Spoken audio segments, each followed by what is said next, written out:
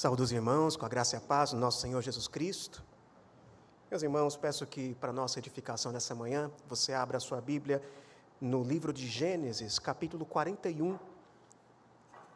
E peço que você deixe a sua Bíblia aberta nesse capítulo. Nós leremos a princípio os versículos 1 a 13, mas estaremos estudando todo o capítulo 41 de Gênesis.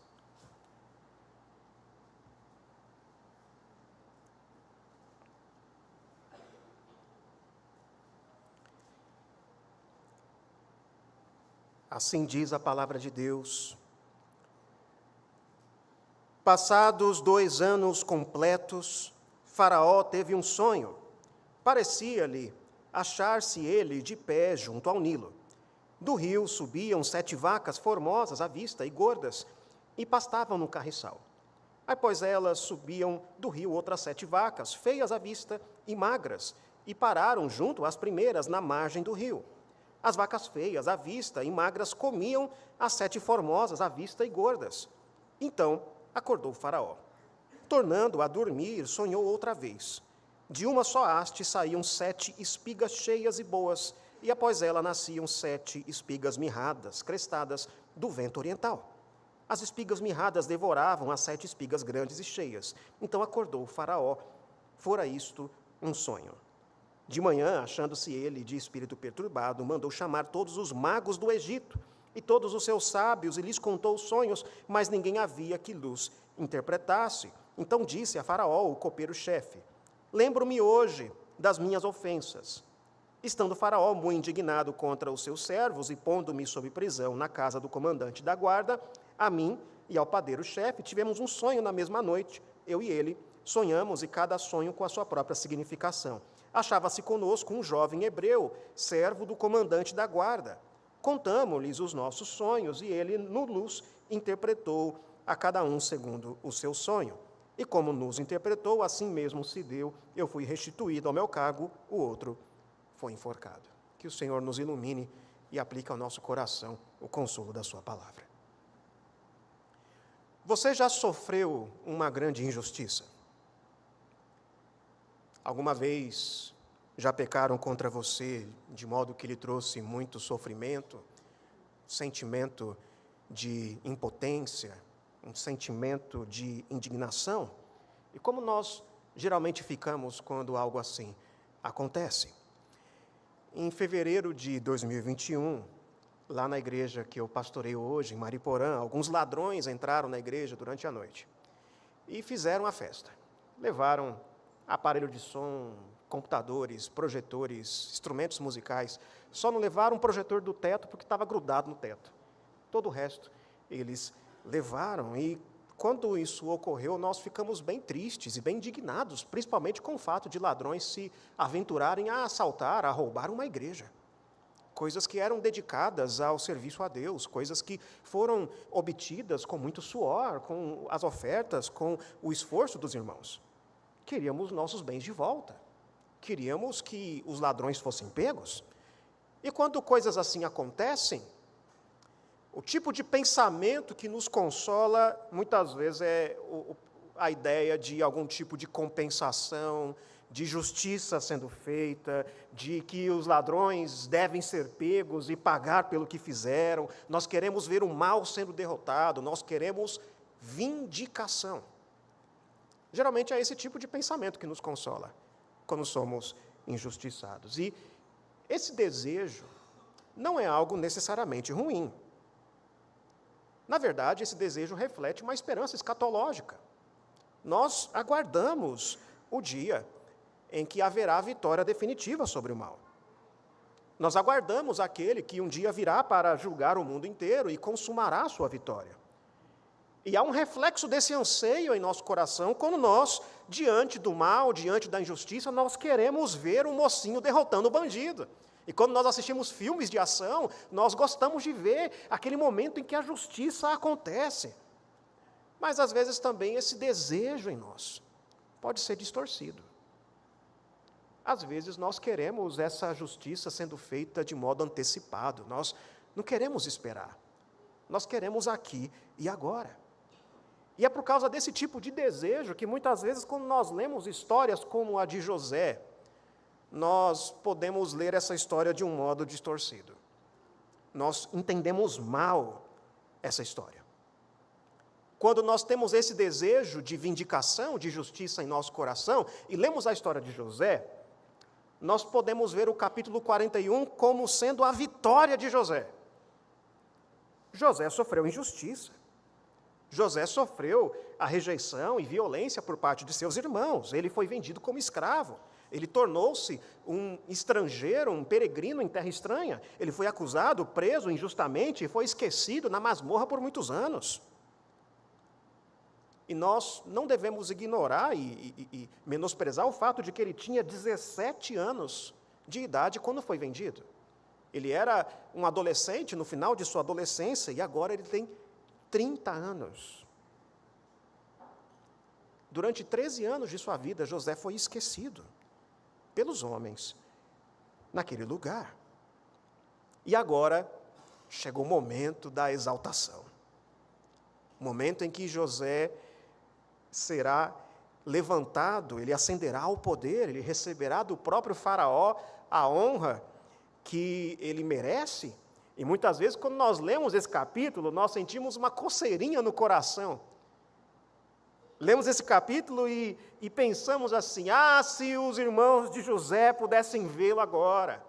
Se aqueles que o humilharam pudessem vê-lo exaltado agora.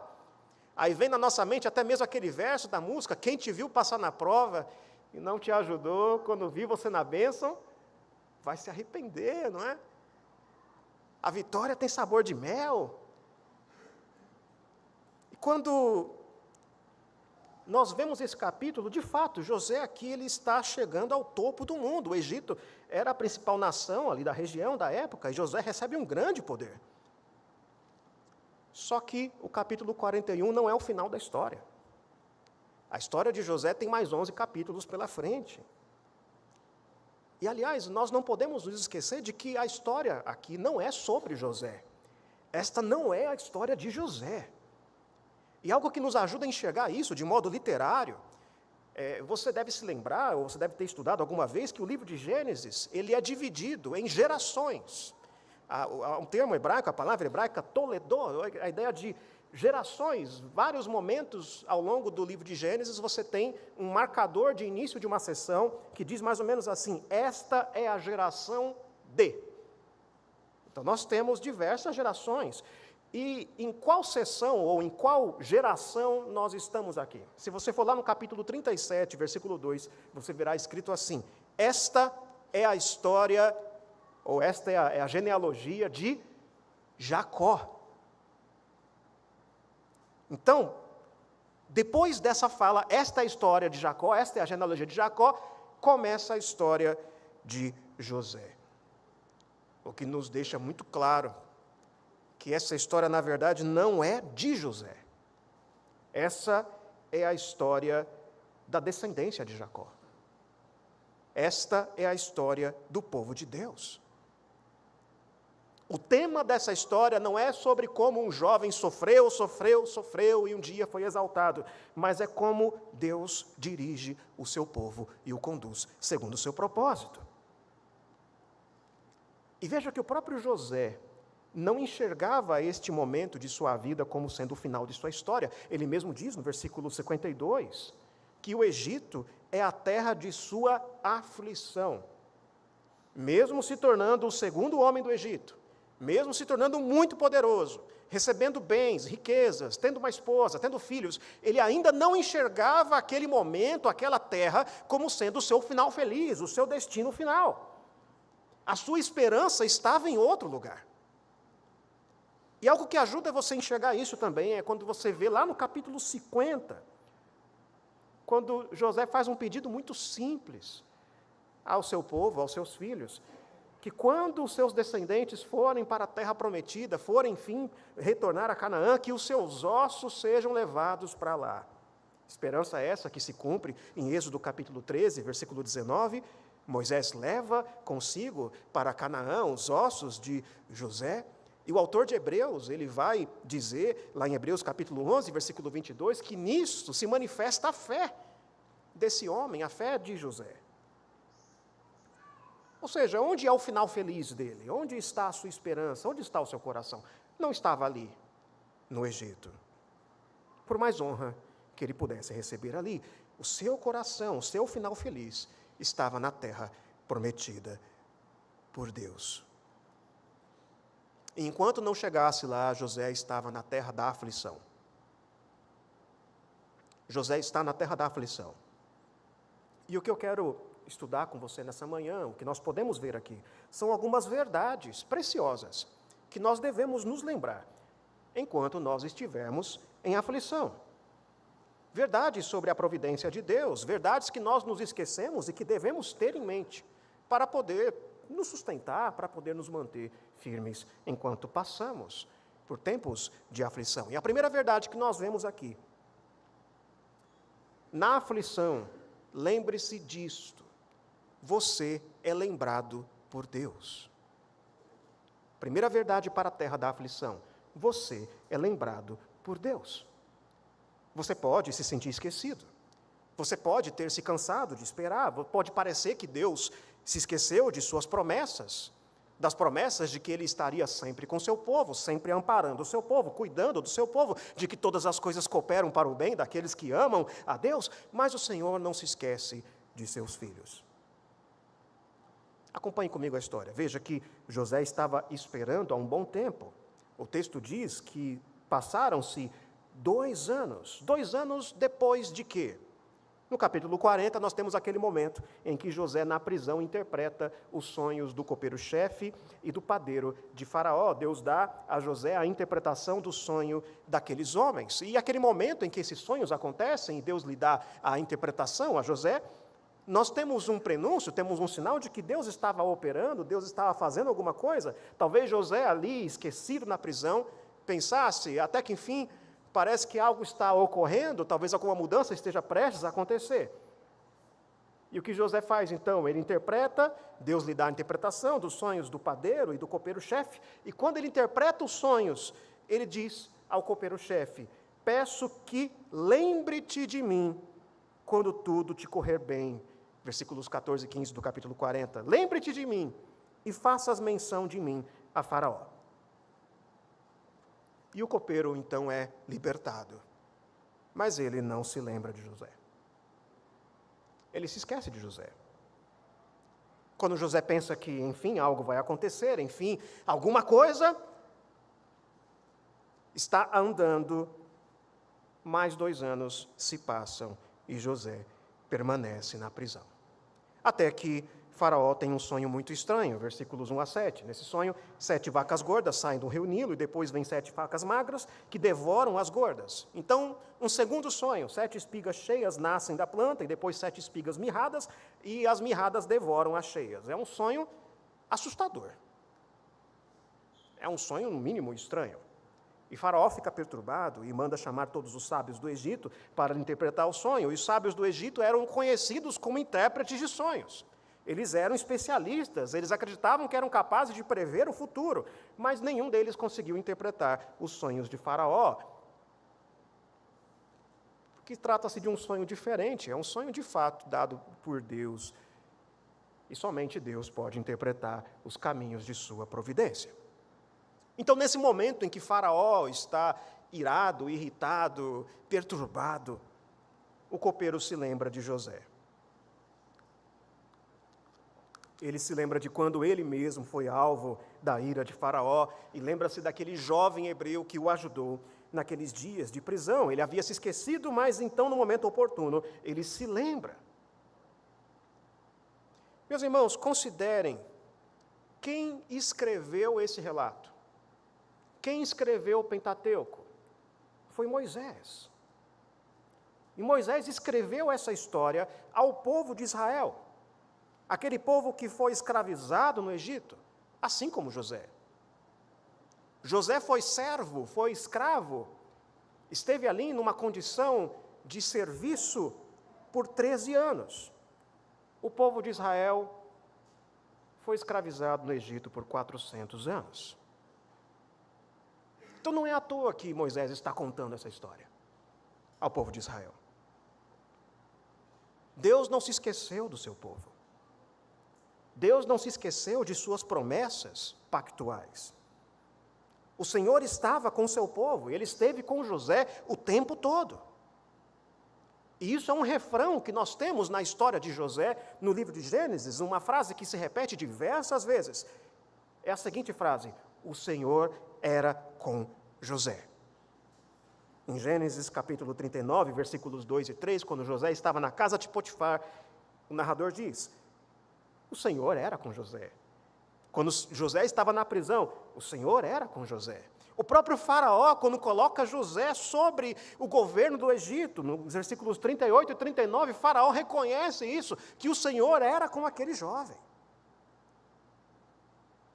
Tudo o que aconteceu, toda essa história, todo o sofrimento, foi um ato da providência divina. Foi Deus quem conduziu José ao Egito. Foi o Senhor que permitiu que ele fosse escravizado, assim como foi o Senhor que permitiu que Israel fosse escravizado no Egito. Isso é verdade também em nossas vidas.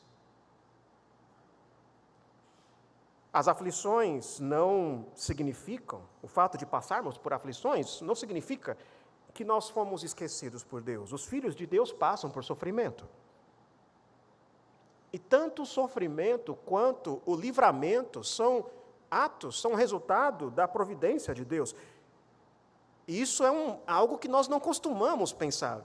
Veja, muitas vezes nós pensamos na providência de Deus, nós reconhecemos a providência de Deus quando nós somos livrados. Você já percebeu isso? Quando você tem um acidente na estrada, quando você quase bate o seu carro, mas o Senhor, por alguma razão ali, o livra e não acontece o pior. Aí o crente vem e fala assim: olha, hoje eu vi que Deus está cuidando de mim, que eu tive um grande livramento, né? Aí nesses momentos a gente percebe a providência de Deus, não é? Mas a providência de Deus não está apenas no livramento. As aflições também fazem parte. Deus está conosco nas aflições. O Senhor tinha um propósito para o sofrimento de José. José teve de passar por isso, e ele reconhece isso mais tarde, que foi para que o Senhor cuidasse do seu povo. Foi para que o Senhor livrasse o seu povo da fome. E da mesma maneira, Deus tinha um propósito em manter o seu povo escravizado no Egito. Havia uma razão para isso, porque foi no Egito que aquele povo de Israel cresceu como povo, sem se misturar com os cananitas, sem se misturar com os pagãos, com os idólatras. Talvez se eles tivessem crescido lá em Canaã, é possível que eles tivessem perdido totalmente a sua identidade, a sua religião, no meio daquele povo idólatra e miscigenado. Mas foi no Egito, no meio da aflição, que aquele povo foi forjado. Deus usa o sofrimento, e o maior sofrimento de todos que o Senhor usou para a nossa salvação foi o de Jesus. Jesus sofreu para que aqueles que crescem em seu nome fossem livrados da morte eterna. Jesus sofreu sendo inocente.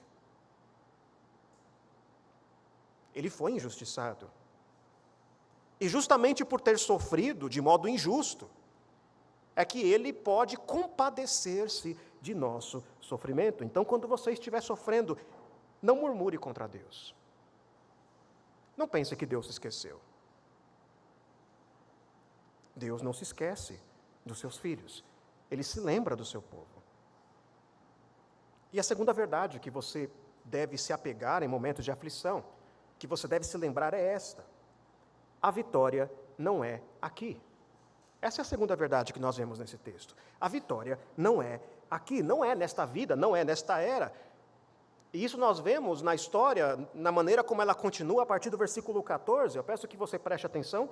Versículos 14 a 16 diz assim: Então Faraó mandou chamar a José e o fizeram sair à pressa da masmorra.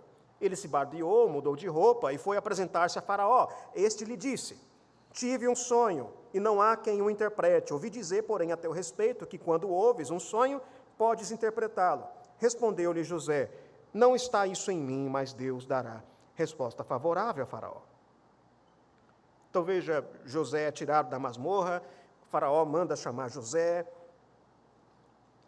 E essa palavra masmorra aqui, ela é muito rica, porque é o termo que é usado para se referir à prisão que José estava. José, ele chama essa prisão de masmorra, mas essa palavra no hebraico é o mesmo termo, é a mesma palavra para poço.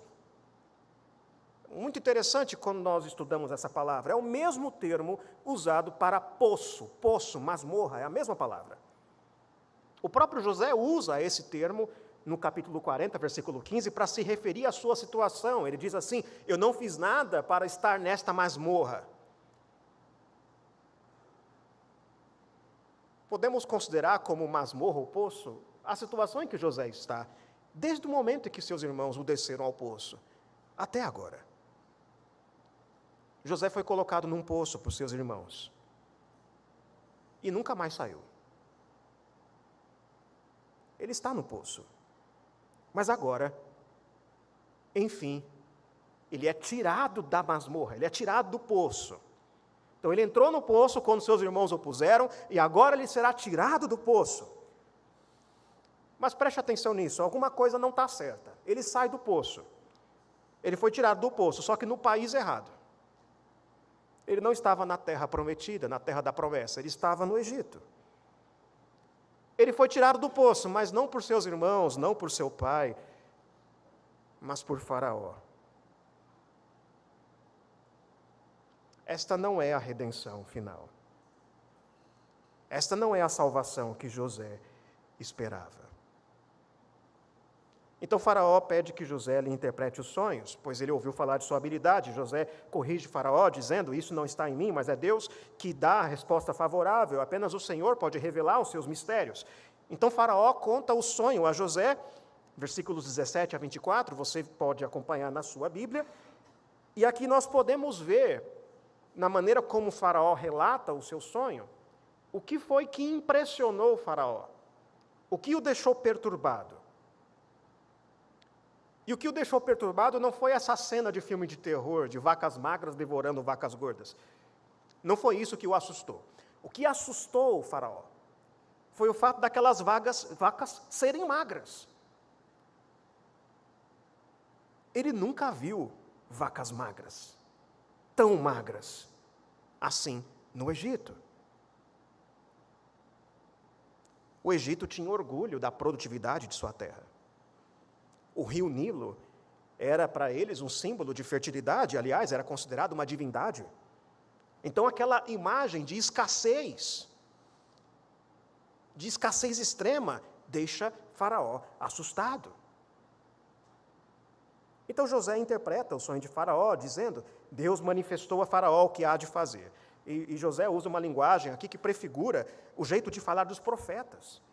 Ele fala da parte de Deus, é Deus que está falando. É Deus que vai dizer.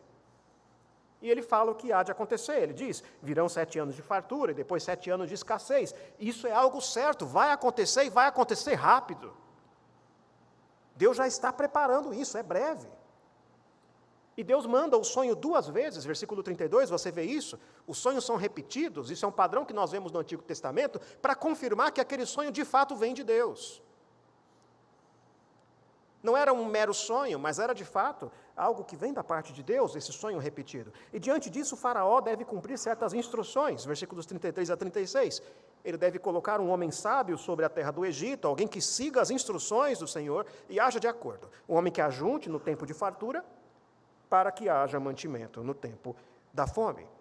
Faraó ouve isso e decide colocar o próprio José como governador do Egito, versículos 37 a 46. E ele decide fazer isso porque, se a José é revelada tantas coisas, se José ouve do Senhor o que deve ser feito, então não há ninguém que possa administrar, ninguém que tenha mais sabedoria do que aquele homem. Ele decide, então, honrar José. E o faz vestir roupas de linho fino. Ele dá joias a José e o faz subir num carro. E toda a população se inclina diante de José, ele é exaltado publicamente. e lhe dá por esposa uma filha de um sacerdote egípcio, versículo 45. E eu quero que você perceba alguns paralelos aqui. Preste atenção nisso. Algo que o pai de José, Jacó, fazia e que criou o ciúme nos irmãos de José, foi dar a José uma roupa diferente.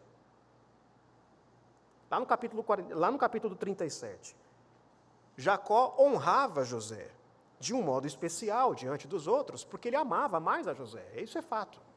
Ele amava mais aquele filho. E Jacó dava tarefas especiais a José, como ficar de olho em seus irmãos, para lhe prestar relatórios. E José teve, em certo momento, um sonho que dizia que seus irmãos e sua família ainda se prostrariam, se inclinariam diante dele. O que nós temos aqui é um paralelo com esse sonho, com essa visão. José está sendo honrado de fato. José está recebendo roupas finas. José está recebendo um anel e joia, simbolizando a honra com a qual ele estava sendo honrado, mas não de seu pai, e sim de Faraó. José estava, mais uma vez, recebendo uma tarefa especial, ser o supervisor dos campos, mas não por seu pai, e sim por Faraó. E diante dele, pessoas estavam se prostrando, mas não seus irmãos, e sim os egípcios. E ele teve o seu nome mudado para o nome egípcio, e casou-se com uma mulher egípcia. Então, presta atenção nisso, esse não é o cumprimento da visão de José. É talvez uma versão distorcida. Esse não é o final da história, e isso nos deixa claro aqui, o narrador quer deixar claro para mim e para você, que nem tudo aqui é vitória. José recebeu honra e poder. Ele tornou-se o governante da maior nação da época, um poder comparável ao de Daniel na Babilônia, ou ao de Mordecai na Pérsia. Mas ele não estava na terra prometida. Ele estava longe da família escolhida por Deus. Ele não estava junto do restante da descendência da linhagem santa. Ele recebeu honras, mas não estava no lugar onde Deus prometeu que traria a sua salvação. Este não é o final feliz. O que isso tem a dizer a mim e a você? Deixa eu ilustrar com uma história contada pelo pastor Vod Baltian. Ele faleceu na semana retrasada, e num dos seus livros ele conta uma história, mas é uma história que a gente vê todo dia. Veja se você não se identifica ou se você já não viu essa situação em algum momento. A história diz assim: havia uma mãe preocupada chamada Ellen. Ela tem um filho chamado Christian.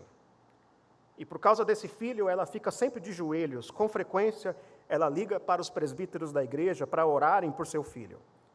Christian era um jovem talentoso e bonito. Ele foi para uma grande universidade, terminou um curso impressionante e conseguiu um ótimo emprego. Tudo que ele tocava parecia virar ouro. Entretanto, seus esforços vieram com um preço. Christian terminou trabalhando para uma empresa cuja reputação moral era pouco desejável. Ele também se afastou de casa, seguiu para outro país, na verdade. Ele nunca foi à igreja e jamais vê sua família, nem mesmo nos feriados. Depois, Christian casou-se com uma incrédula, a neta de um dos fundadores da empresa. Eles tiveram um casal de filhos, mas Ellen nunca os viu. Ela nunca viu sequer uma foto dos netos. Ela sabia, contudo, que eles nunca tinham visto o interior de uma igreja. Ellen estava desolada. Você considera a situação de Christian um final feliz?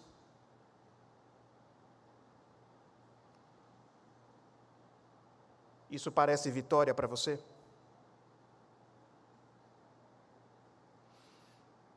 Há muitos cristãos que vivem como se o grande objetivo da vida fosse ter isso: um bom emprego, uma boa casa, uma boa faculdade. Criamos os nossos filhos para perseguirem esse objetivo. Muitas vezes nem sequer falamos isso. Mas a maneira como agimos, a maneira como nós expressamos as nossas expectativas bastam para que eles entendam: ter uma faculdade é mais importante que ir para a igreja. Aliás, um amigo meu, um pastor, ele certa vez me contou uma história, que ele chegou para os presbíteros de sua igreja e perguntou assim para eles: o que para você seria pior? O seu filho não fazer faculdade ou o seu filho não ser crente? Metade ficaram calados.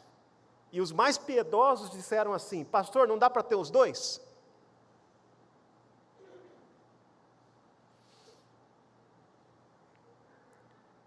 Não busque consolo em vitórias terrenas, a vitória não é aqui.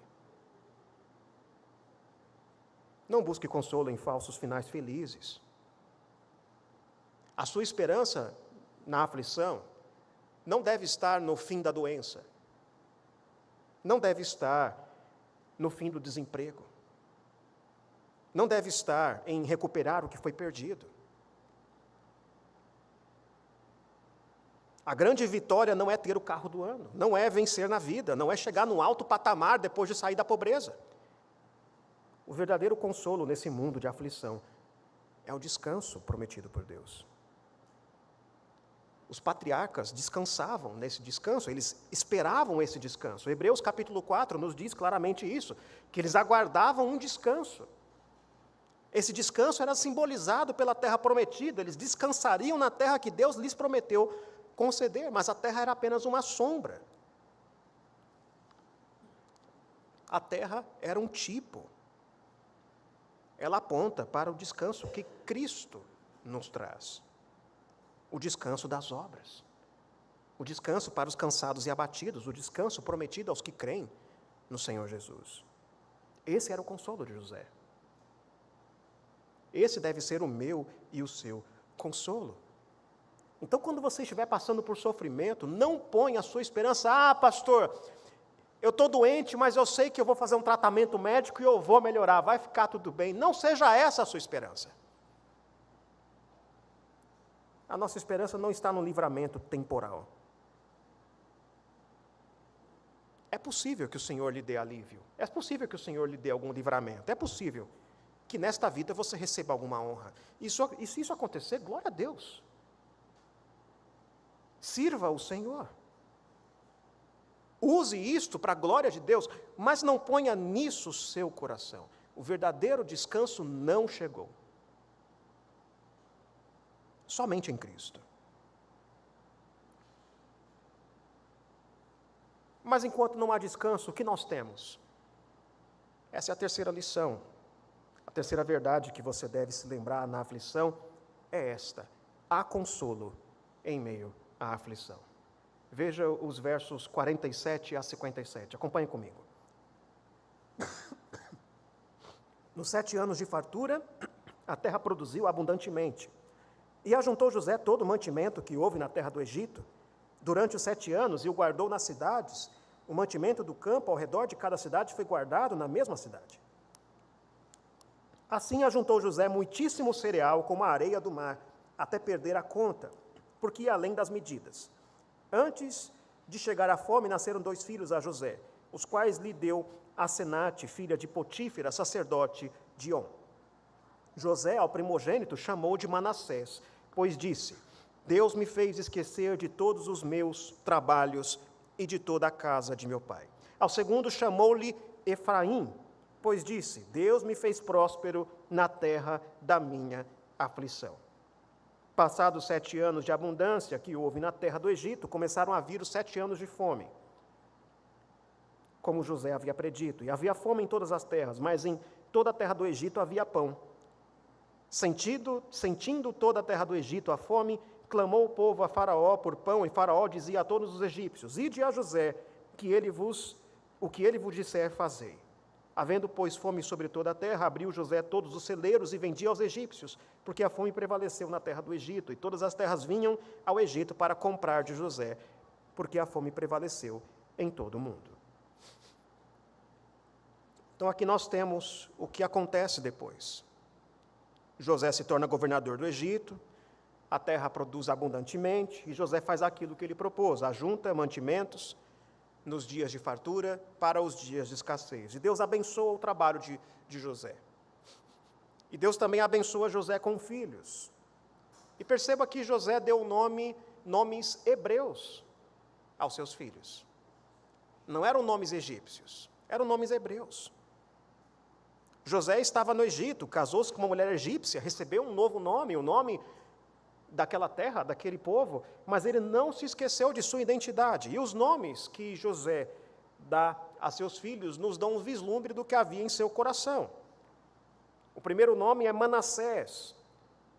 Manassés é derivado da palavra hebraica que significa fazer esquecer. E ele deu esse nome, ele mesmo explica por quê. Deus o fez esquecer de todos os trabalhos e de toda a casa de seu pai. Não é que ele teve amnésia do sofrimento e da casa do pai, de tudo que ocorreu na casa do pai, mas é que o passado não define a sua identidade. Ele não será alguém amargurado, que fica repetindo o que aconteceu, que fica ali prostrado em autopiedade, em autocomiseração. Ele não abraça a identidade de vítima. E se você prestar atenção, você perceberá que José teria hoje em dia, no pensamento de hoje, todas as razões para abraçar a identidade de vítima. Vamos até mesmo usar os termos modernos, podemos dizer que José foi abusado. Ele sofreu violência familiar, escravidão, prisão injusta, mas ele não usou o seu passado e a sua história como justificativa para pecar. Ele não diz assim, eu sou triste, eu sou irado, eu sou impaciente, mas isso é por causa do meu passado. Você sabe, pastor, minha história é difícil. Não é isso que ele diz. Deus o fez se esquecer. A sua história não define a sua identidade e o que ele fará em seguida. O segundo filho foi chamado de Efraim, que é derivado da palavra hebraica, do termo hebraico, que significa terra de milho ou terra próspera, porque Deus o fez próspero na terra de sua aflição. E José reconhece que foi Deus quem o fez próspero. Foi Deus que lhe deu as bênçãos e consolo. Ele ainda está na terra da aflição, ele não é a terra da promessa, ele não se engana, ele é realista. Mas Deus me fez próspero na terra da aflição. Deus o abençoou, lhe deu bens, esposa, filhos. Tudo isso é consolo. Ainda vivemos no mundo caído, passamos por aflição. Mas em meio a esse mundo caído, onde há sofrimento, Deus nos dá consolos. E é isso que José recebe aqui. Ele tinha esperança. Um dia seu corpo retornaria à terra prometida. Ele tinha esperança de que seus descendentes ainda veriam a terra da promessa. Mas ele recebe consolo, e mais consolo virá, porque ele ainda reencontrará sua família. A história já aponta para isso, tem esse final pendente aqui, apontando para o que virá em seguida, quando os seus irmãos virão para o Egito para buscar mantimentos, para não morrer de fome. José ainda verá seus irmãos, verá seu pai. Os seus descendentes verão a terra prometida. Mas esse já ainda não chegou. Esse dia ainda não chegou. Mas enquanto não chega, José se consola com as bênçãos que Deus lhe deu. Ele não se entrega à amargura, à apatia, à desesperança. Você não deve ser definido pelo seu passado. Você não deve usar o seu passado para justificar erros e pecados. Há quem guarde amargura e busque até mesmo vingança. Lembre-se, há consolo em meio à aflição. Leia a sua história à luz da providência de Deus. Deus tem um propósito para o sofrimento. Ele não abandona os seus filhos em meio ao sofrimento. Ele envia Jesus Cristo. Ele enviou Jesus para sofrer, para salvar aqueles que creem em seu nome. E reconheça também as bênçãos temporais que o Senhor lhe dá. Mesmo sofrendo, mesmo na doença, mesmo na dor, o Senhor tem te dado alegrias. Conte as bênçãos. Dê graças a Deus por elas. E espere, aguarde o retorno de Cristo. Quando Cristo voltar, Ele vai renovar todas as coisas e dará fim ao sofrimento, às aflições deste mundo. Tenha nisso a sua esperança. Confie no Senhor. Essas são as verdades, meus irmãos, que nós devemos nos lembrar enquanto estivermos na aflição. Você é lembrado por Deus. Deus não se esqueceu de você. As suas promessas pactuais feitas ao seu povo continuam valendo. A vitória não é aqui. Não ponha o seu coração em falsos finais felizes. E há consolo na aflição. Conte as bênçãos. O Senhor tem cuidado de você. Que o Senhor nos abençoe e nos ampare o coração.